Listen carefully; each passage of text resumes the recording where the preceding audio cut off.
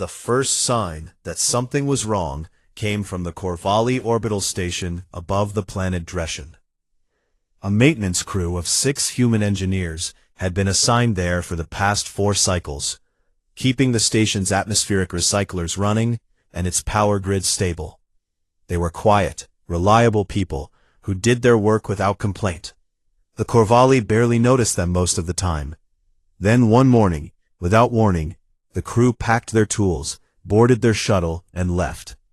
The station commander sent a message to Earth's liaison office, asking when the replacement crew would arrive. The response came back the same day. It was polite and brief. It said that Earth was reallocating its engineering personnel, and that no replacement crew would be sent. It thanked the Corvallis for the opportunity to serve. Within 2 days, the atmospheric recyclers on Dreshen Station began to malfunction. The Corvallis maintenance staff looked at the systems and realized they did not fully understand how the human modifications worked. The humans had improved the recyclers far beyond their original specifications. They ran cleaner, quieter, and more efficiently than anything the Corvallis had built themselves. But the documentation was stored on human servers, and access had been revoked. The same thing happened on a medical station in Shen space. A team of human doctors and researchers had been working alongside Shen physicians to develop treatments for a respiratory illness common among Shen children. The program had been running for 6 cycles and had saved thousands of lives. The human team left in a single day. They took their research with them. They left behind a polite note wishing their Shen colleagues well. Captain Laura Griffin managed the withdrawal from the bridge of the Steadfast, a Terran command vessel stationed in deep space. The ship was not large by galactic standards, but it was fast, well-armed, and equipped with the most advanced communications array in the human fleet. Laura stood at the central console, reviewing reports as they came in from dozens of locations across Council space. Commander Nate Herrera stood beside her, coordinating fleet movements. Nate was a stocky man with a thick neck and a calm voice that never seemed to change, no matter how bad the news was. He had served with Laura for 8 years, and the two of them worked together with the kind of efficiency that came from long practice and mutual trust. Corvallis Trade Hub at Fenrath is asking why our cargo ships are not docking, Nate said, reading from his screen. Because they have been rerouted, Laura said. Next. Shen Border Command wants to know why our relay stations have gone dark in their sector. Because we turned them off. Next. The Faelori are sending formal diplomatic protests through every channel they have. Laura did not look up from her console. Forward them to Sam. Sam Beckett was the junior diplomat Earth had left behind on Varanthos Prime. He was 29 years old, red-haired, and had a friendly smile that made people trust him even when he was telling them things they did not want to hear. His job was simple. He was there to answer questions without actually answering anything. The Corvallis ambassador found him in the diplomatic quarter 3 days after the withdrawal began. She was tall and moved with the careful grace of someone who is used to being the most important person in any room. Her 4 silver eyes locked onto Sam as she approached. "What is Earth doing?" she asked. "Earth is reallocating its resources to better serve its national interests, Ambassador." "That is not an answer. It is the answer I have been authorized to give." The ambassador leaned closer. "Is Earth preparing for war?" Sam shook his head. "No, Ambassador. Earth has no hostile intentions toward any member of the Council." "Then why are you pulling your people out of our systems? Why are your ships leaving our ports? Why have your relay stations gone silent?" Sam kept his smile steady. "Earth has decided that its contributions to Council infrastructure are no longer sustainable at current levels. We are simply stepping back. There is nothing aggressive about it." The Corvallis ambassador stared at him for a long moment. Then she turned and walked away without another word. Back on the Steadfast, Lieutenant Katie Park handled the flood of incoming communications. Katie was young, barely 26, with short dark hair and a quiet intensity that made people twice her age take her seriously. She sat at the communication station, with 3 screens open in front of her, sorting messages by priority. "We are getting requests from 14 different governments," she said to Laura. "Most of them want to know when services will be restored.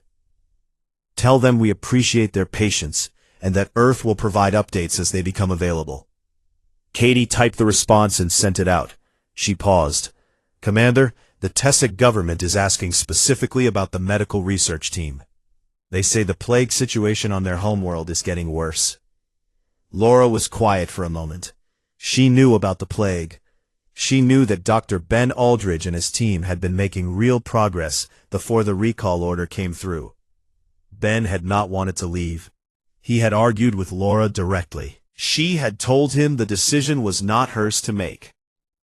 "Same response," Laura said. "Earth appreciates their patience."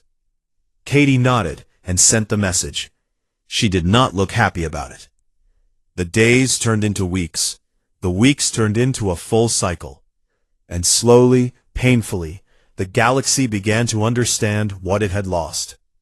The human deep space relay network had carried nearly a third of all interstellar communications in the region.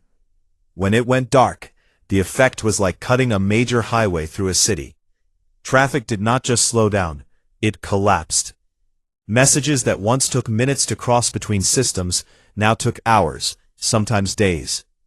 Governments that relied on fast communication to coordinate trade, security, and diplomacy found themselves operating blind.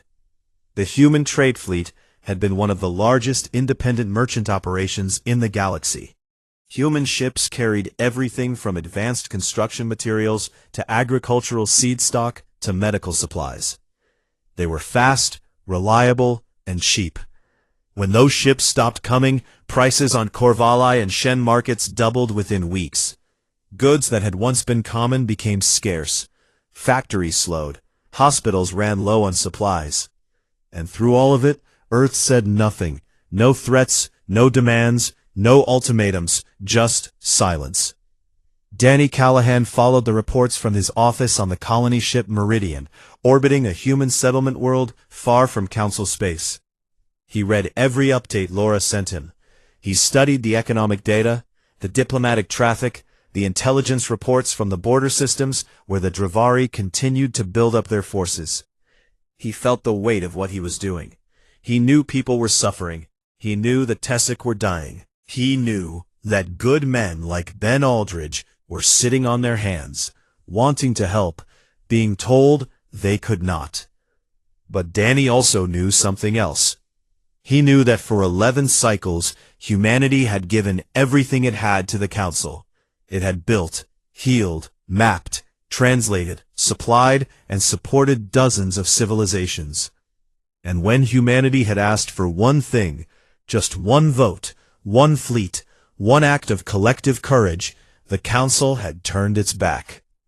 So now, Earth would turn its back, not in anger, not in spite, but so that every species in the galaxy could feel in their own bones what a universe without humans looked like. Danny set down the report and looked out the window at the stars. "A little longer," he said to himself. The Shen freighter Golrath's Dream dropped out of faster-than-light travel at the edge of the Miravan corridor and immediately found itself in trouble. The corridor was a well-known trade route that passed through a dense region of asteroid clusters and gravitational anomalies. For the past 8 cycles, human survey teams had mapped every rock, every drift pattern, and every gravity well in the region. They updated the charts every 30 days. Ships that used those charts could fly through the corridor at full speed with almost no risk. But the charts had not been updated in 60 days. The human survey ships were gone. The captain of the Golrath's Dream, a Shen named Prahl, saw the warning on his navigation screen too late. An asteroid cluster had shifted position since the last chart update. It was now sitting directly in the flight path. Prahl pulled the ship hard to the left, avoiding the largest rocks, but a smaller fragment struck the cargo bay and tore through the hull. The ship limped to the nearest Shen outpost. The cargo, 300 tons of refined mineral ore, bound for a Corvalli manufacturing hub, was lost. It was the fourth ship the Shen had lost in the corridor that cycle. At the Shen Border Command Station, the officers stared at their outdated charts and tried to figure out what to do. They had their own survey ships, but they were slow and poorly equipped compared to the human vessels. Mapping the corridor properly would take them months. In the meantime, ships would either have to slow to a crawl or risk destruction. The Shen ambassador sent a formal request to Earth, asking for the survey data. The request was acknowledged. A response came back 2 days later. It said that the navigational data was proprietary information belonging to the Terran Survey Corps, and was no longer available for distribution to non-allied governments. The Phalori Collective faced a different kind of crisis. The Phalori were a communal species. They thought and spoke as groups, not individuals. Their language was extraordinarily complex, layered with meaning that shifted depending on the number of speakers, the temperature of the room, and a dozen other factors that most species could not even detect. Communicating with other races had always been difficult for them. 7 cycles ago, a human linguist named Dr. Claire Dunham had solved the problem. She had spent 3 years living among the Phalori, studying their language, and she had developed a translation algorithm that could convert Phalori speech into something other species could understand. The algorithm was brilliant. It accounted for all the variables that made Phalori communication so difficult, and it did so in real time. Within a year of its deployment, the Phalori had gone from being one of the most isolated species in the Council to one of the most active. Claire and her team maintained the algorithm, updating it as the Phalori language naturally evolved. When the withdrawal order came, Claire had packed up her work and taken it with her. She was now stationed on a human research vessel in deep space, continuing her linguistic studies on her own. Without her updates, the translation algorithm began to drift. Small errors appeared. A word here, a phrase there. Most of the time, the meaning was close enough, but close enough was not always good enough. The incident between the Corvalli and the Varathi proved that. The two species had been negotiating a minor trade agreement. The Corvalli offered a standard set of terms.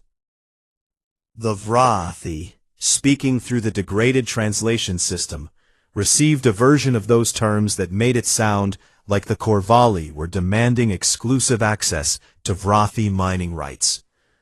The Varathi ambassador, a proud and easily offended being, stood up and accused the Corvalli of imperial ambition. The argument escalated. Warships were mentioned. By the time a Phalori mediator realized the translation error and corrected it, both sides had recalled their ambassadors. It took 2 weeks to repair the damage. 2 weeks of frantic diplomacy, all because a human software patch had not been applied. But the worst crisis, the one that kept Danny Callahan awake at night, was happening on the Tessic homeworld. The Tessic plague was called the Viridian Wasting. It attacked the nervous system, slowly shutting down motor functions until the victim could no longer move, eat, or breathe. It had been killing Tessic for decades, and no Tessic scientist had been able to find a cure. Dr. Ben Aldridge had come close. Ben was a xenobiologist from a small town in Virginia. He was not a loud man or a dramatic one. He was the kind of person who stayed late in the lab, who read papers on his days off, who forgot to eat when he was working on a problem. He had spent 4 cycles on the Tessic homeworld, studying the plague, and he had identified a protein in Tessic biology that the disease used as a gateway. He was 6 months away from a working treatment when the recall order came. Ben had argued against it. He had stood in Laura Griffin's office on the Steadfast and told her that people were dying. Laura had looked at him with those cold, steady eyes and told him that she understood, but the order came from above both of them. Now Ben sat in a small lab on the human colony ship Meridian, staring at his research files. The protein was mapped. The treatment pathway was clear. He could finish the work in months if he were allowed to go back. He was not allowed to go back. On the Tessic homeworld, the death toll rose. Ambassador Vreth sent message after message to Earth, each one more desperate than the last. The Tessic government offered anything: trade agreements, territory, political support, in exchange for the return of the human medical team. The messages were received. They were read. They were filed. Danny Callahan read every one of them. He sat alone in his office, and he felt the weight of every life that was being lost while he waited. He was not a cruel man. He had not chosen this path because he enjoyed watching others suffer. He had chosen it because the Council had taught him a lesson on the day they refused to help, and now he was teaching that lesson back. Megan was the secretary of the Terran Unified Command, the highest-ranking civilian authority in Earth's government after the president. She was a lean woman with gray hair cut short, and a face that gave away nothing. "How long?" Danny asked her. Megan looked at the reports. The Corvalli economy was in freefall. The Shen had lost 12 ships. The Phalori were struggling to communicate with anyone. The Tessic were begging. And the Dravari, the species that had started all of this, were still advancing. Their warships now controlled 5 systems in the border region. High Regent Zorath had given a public address in which he mocked the Council's inability to act. He had called the elder races toothless creatures who speak of justice but have never bled for it. He had not mentioned humanity. Danny noticed that. "A little longer," Megan said. He thought about the Tessic ambassador, that fragile insectoid creature who had stood before the Council and begged for help. He thought about the silence that had answered him. "A little longer," Danny agreed. He ended the call and sat in the dark for a long time. Somewhere in Tessic space, another family lost someone to the Viridian wasting. Somewhere in the Miravan corridor, another ship flew blind to an asteroid field. Somewhere on Varanthos Prime, another diplomatic argument turned ugly because the words did not come through right. And somewhere in deep space, 400 human warships drifted in silence, their running lights dark, their weapons cold, waiting for an order that had not yet been given. The galaxy was falling apart, and the species that could put it back together was sitting in the dark, watching and saying nothing. The Dravari invasion of the Tessic homeworld began on a quiet morning. There was no warning, no final ultimatum. High Regent Zorath simply gave the order, and 60 warships crossed the border in a single coordinated wave. The Tessic Defense Fleet, a collection of outdated patrol ships and converted cargo haulers, tried to form a line. They held it for 11 minutes. The battle, if it could be called that, was over in less than 2 hours. The Tessic fleet was scattered. Their orbital defense platforms were destroyed. Dravari landing craft descended on the capital city before the dust had settled. Ambassador Vreth was in his quarters on Varanthos Prime when the news reached him. He received a transmission from the Tessic military command. Broken, full of static, barely coherent. The voice on the other end told him that Dravari ground forces were moving through the streets. Civilians were being rounded up. The government had fled to underground shelters. Then the transmission cut out. Vreth sat in the silence for a long time. His thin forelimbs trembled. Then he stood and walked to the Grand Assembly Hall. He was not the only one. For the first time in living memory, the Council called a full emergency session. Every delegation was present. The chamber was packed. Aides and advisors lined the walls. The atmosphere was thick with tension and something close to panic. Every delegation was present except one. The human seats were empty. High Regent Zorath attended the session by holographic projection. His massive image floated above the chamber floor, green scales gleaming.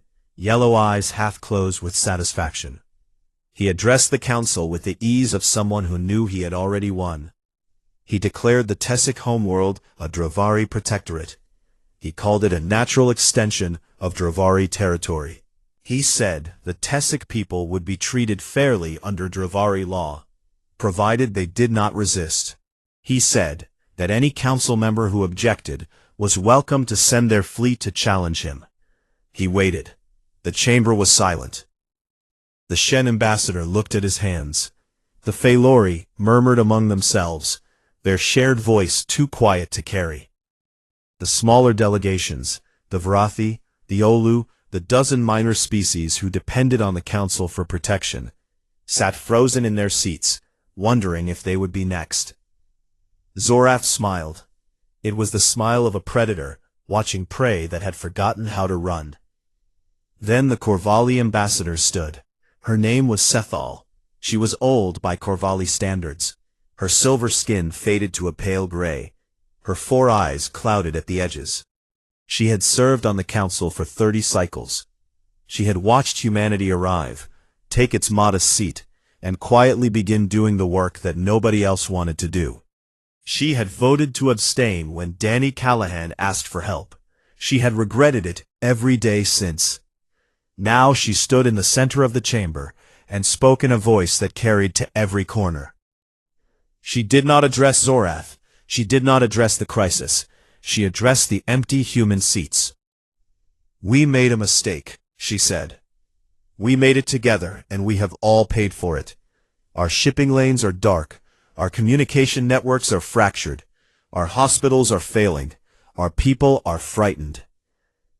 She paused and let the words settle. "We did this to ourselves. When the humans asked us to stand together, we chose to sit. When they asked us to act, we chose to abstain.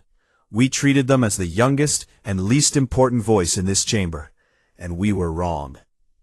Murmurs rippled through the delegations. The Shen ambassador shifted uncomfortably.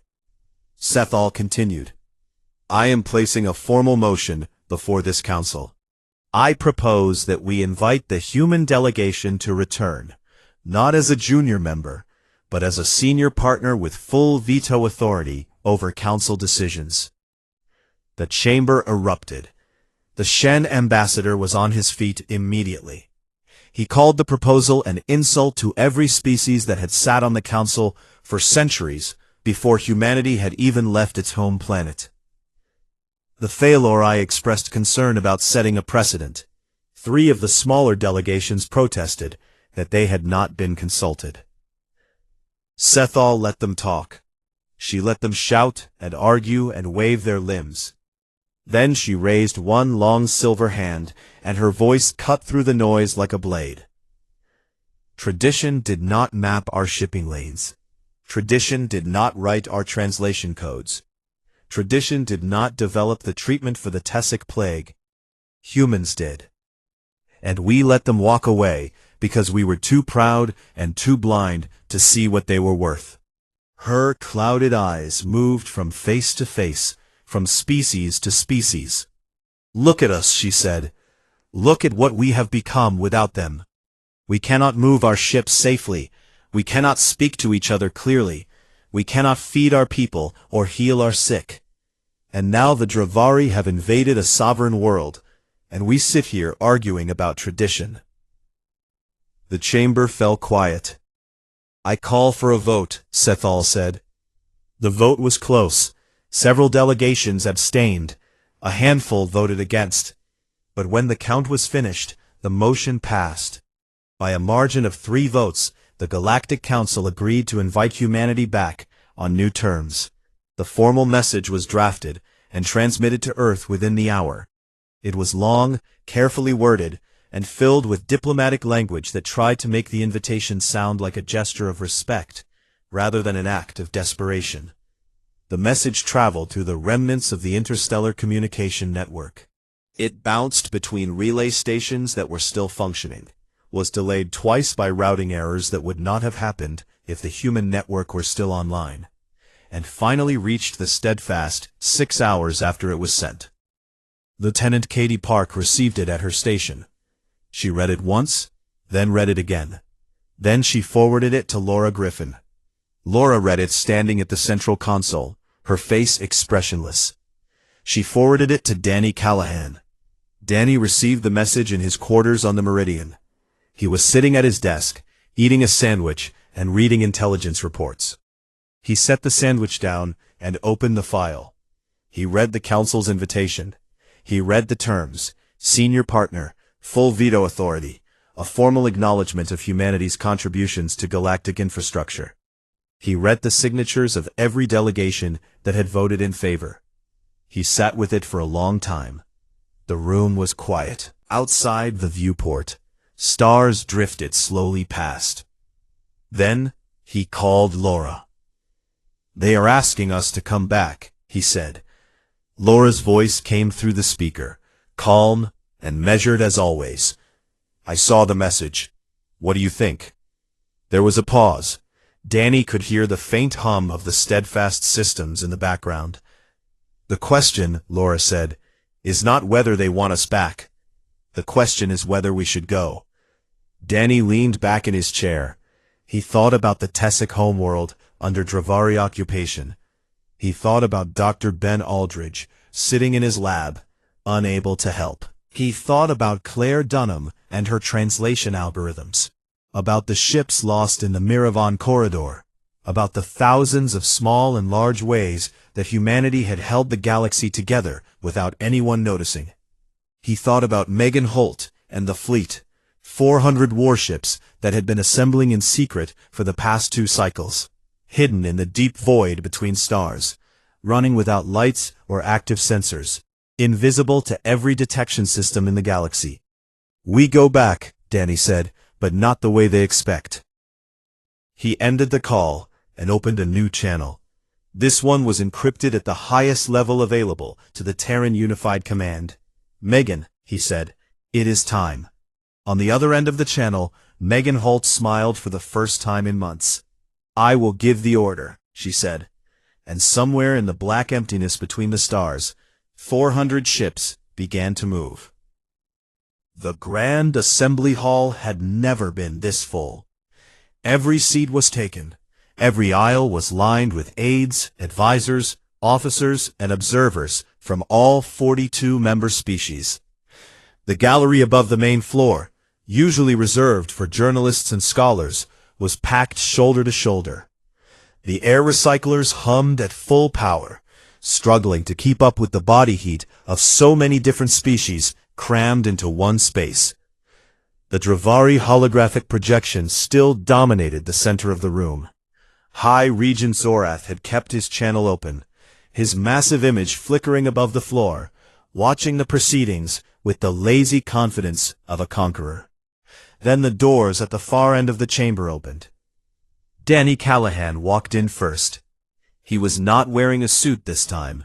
He wore the dark gray uniform of the Terran Unified Command, simple, undecorated, and perfectly pressed. Behind him came Laura Griffin, her posture rigid, her eyes already scanning the room. Behind her came Megan Holt, the secretary of the Terran Unified Command, walking with the quiet authority of someone who has spent a lifetime making decisions that others only read about. Then came Commander Nate Herrera, broad-shouldered and calm. And finally, Dr. Claire Dunham, the linguist, small and unassuming, carrying a data tablet against her chest like a shield. The 5 of them walked down the center aisle of the Grand Assembly Hall in silence. Their boots clicked against the stone floor in unison. Every eye in the chamber followed them. Every voice fell quiet. Danny reached the podium and stopped. He did not smile. He did not greet the delegates. He looked out at the chamber with the same steady patience he had shown on the day he walked out. But something was different now. There was weight behind his eyes. The weight of decisions made and consequences accepted. "Earth has received the Council's invitation," he said. His voice was calm, clear, and carried to every corner without effort. "We appreciate the gesture, but Earth is not here to accept an invitation." He paused. "Earth is here to present its terms." A murmur ran through the chamber. Zorat's holographic image shifted, the great reptilian head tilting slightly to one side.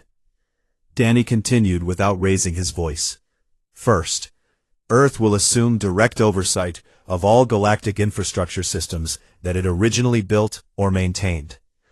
This includes the Deep Space Relay Network, the Navigational Survey Program, the Medical Research Initiatives, and the translation systems. These systems will remain operational for the benefit of all Council species, but they will be managed by Earth. No more working in the background. No more building your civilization while you pretend we are not in the room.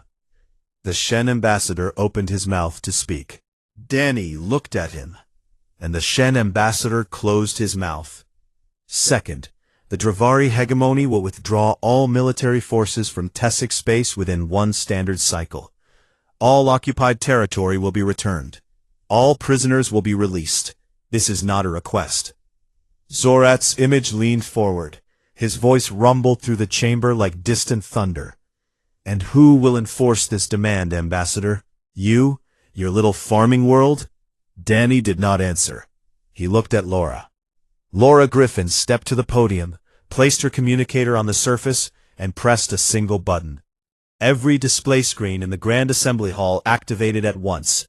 They showed a single live feed, transmitted from the edge of Dravari-occupied Tessic space.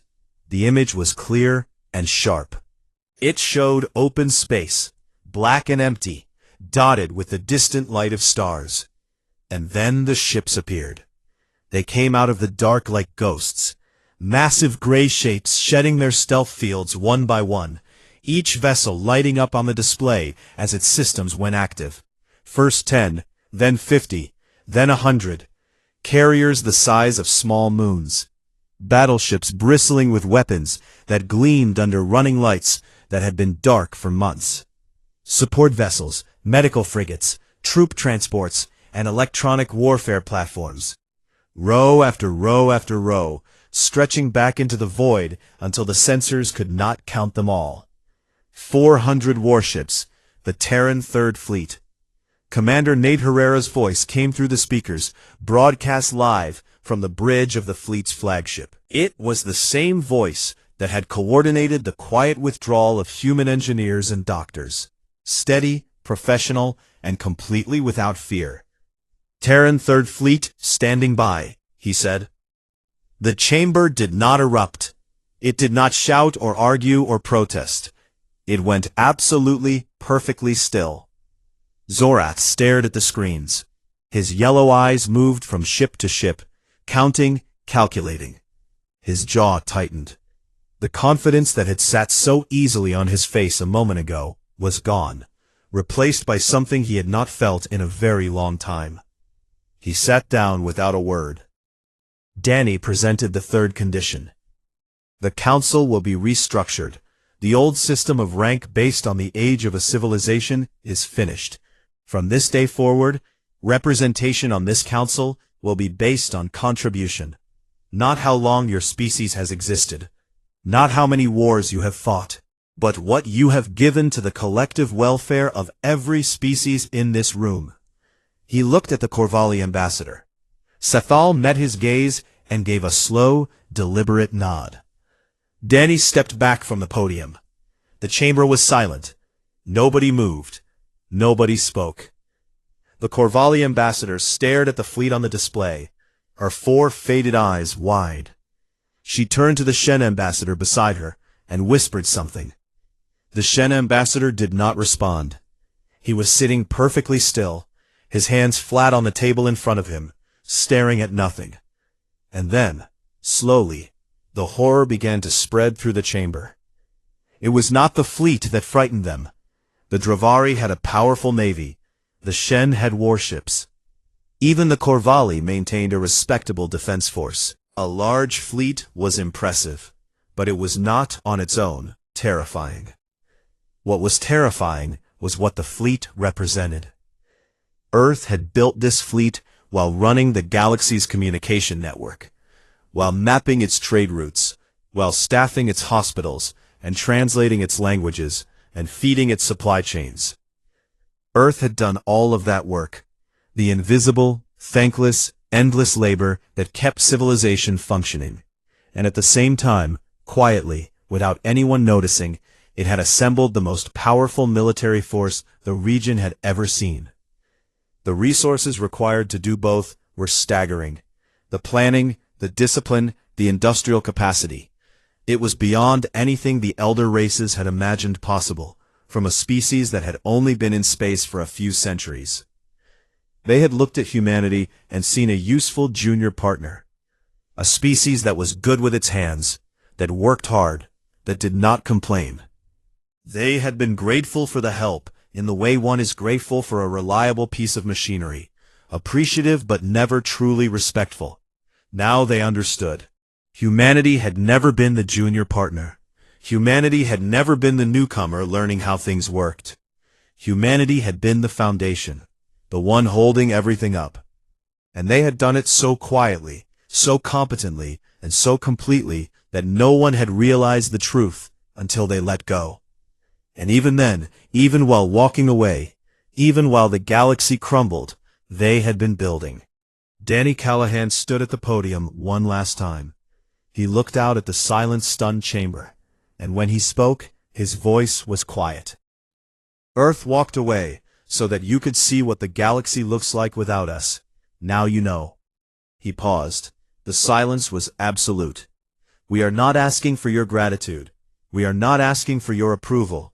We are telling you how it is going to be from now on. You can join us at this table as equals, or you can watch from the gallery. But the days of Earth doing your work in the shadows while you pretend we do not matter, those days are over. No one objected. No one raised a hand. No one spoke.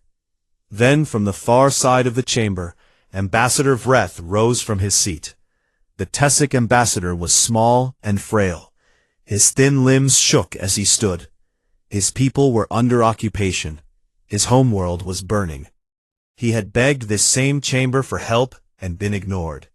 He had watched the galaxy forget about his people while arguing about tradition and procedure. He walked across the chamber floor. Every eye followed him. He stopped in front of Danny Callahan and looked up at the human with those large, reflective eyes. Then Vreth raised both forelimbs and placed them gently on Danny's shoulders. In Tessic culture, it was the most sacred gesture one being could offer another. It was a vow of eternal debt, a promise that the giver and all their descendants would remember the receiver's name for as long as the Tessic existed as a people. Danny looked at the small, trembling creature in front of him. He reached up and placed his hand over one of Vreth's forelimbs, gently, carefully, the way you would hold something precious. He nodded. No words were needed. The galaxy had changed.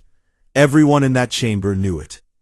The balance of power had shifted, not through war, not through conquest, but through the simple and devastating act of walking away and letting the silence speak. And somewhere beyond the edge of Tessic space, 400 ships of the Terran Third Fleet held their positions in perfect formation, dark, patient, and absolutely unafraid, waiting for whatever came next. The Grand Assembly Hall on Varanthos Prime was the largest enclosed space ever built by any civilization in the known galaxy. Its ceiling rose so high that clouds sometimes formed beneath it, drifting between the pillars of white stone that lined the chamber on all sides. 42 delegations sat in a wide half-circle, each in chairs designed for their particular body type. Some were tall and narrow. Some were wide and low to the ground. One was filled with a warm liquid, because the Ulu could not survive outside water for more than a few minutes at a time. At the far end of the chamber, in a modest pair of seats that had been added only 11 standard cycles ago, sat the human delegation. Ambassador Danny Callahan was not an impressive-looking man. He was average height, with thinning brown hair and a face that looked like it had spent too many years squinting into the sun. He had grown up on a farm in Ohio, and there was still something of that life in the way he carried himself. unhurried, patient, and quiet. He wore a simple dark suit. No medals, no decorations.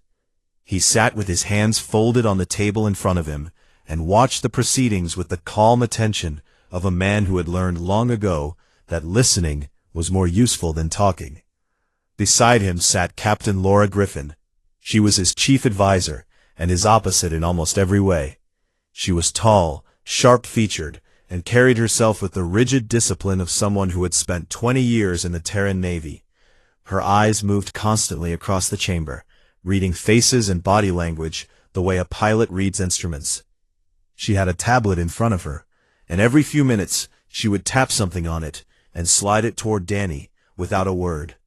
Most of that time had been filled with the voices of the elder races, the Corvalli, the Shen, the Phalori, debating trade quotas and resource agreements.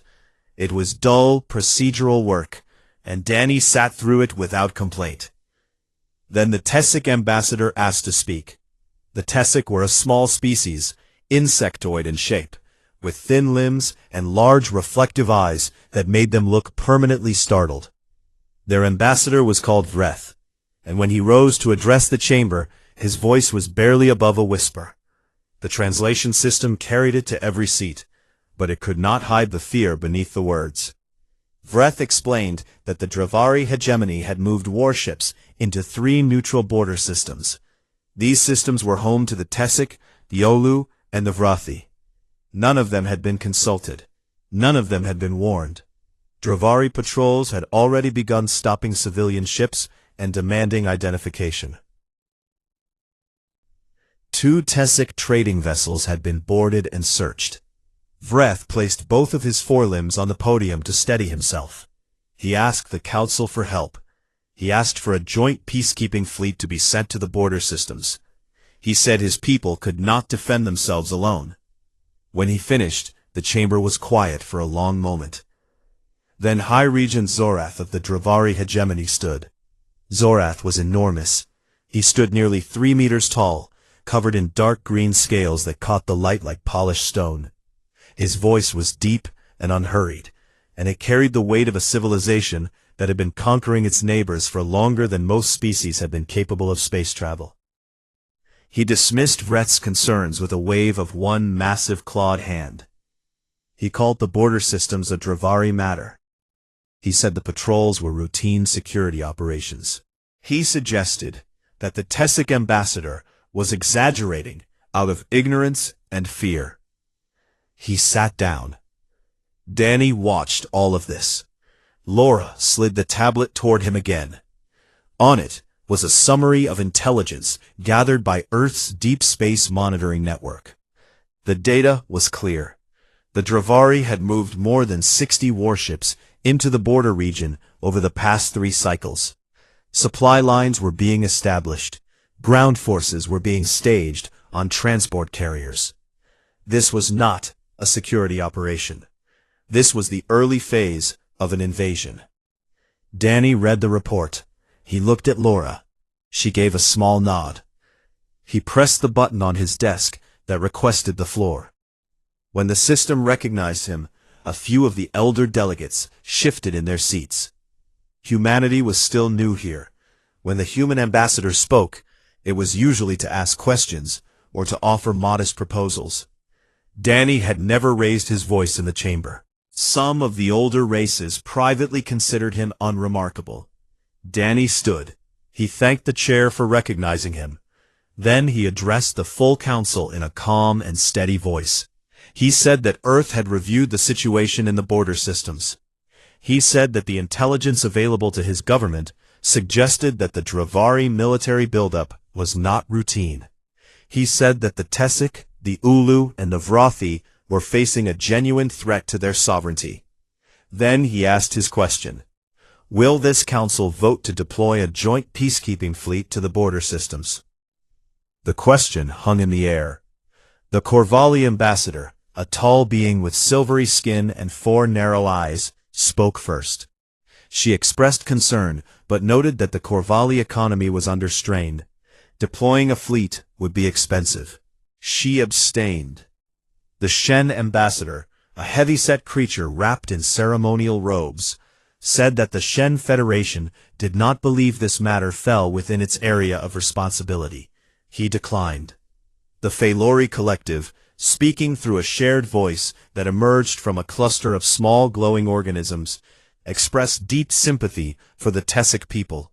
They offered thoughts and solidarity. They did not offer ships. One by one, around the chamber, the answer came back the same. Abstain. Decline. Sympathize, but do nothing. Danny listened to every response. He did not interrupt. He did not argue. When the last delegation had spoken, he stood once more. "Thank you," he said. "Earth appreciates the Council's honesty." He paused. The chamber waited. "Earth will remember this day," he said. He did not explain what he meant. He did not raise his voice. He simply gathered his tablet, nodded to Laura, and the two of them walked out of the Grand Assembly Hall before the session had officially ended. No one tried to stop them. In the corridor outside, Laura fell into step beside him. Their footsteps echoed on the polished stone floor. "That went about how we expected," she said. Danny nodded. "Get me a secure line to Megan Holt. We need to talk about the next phase."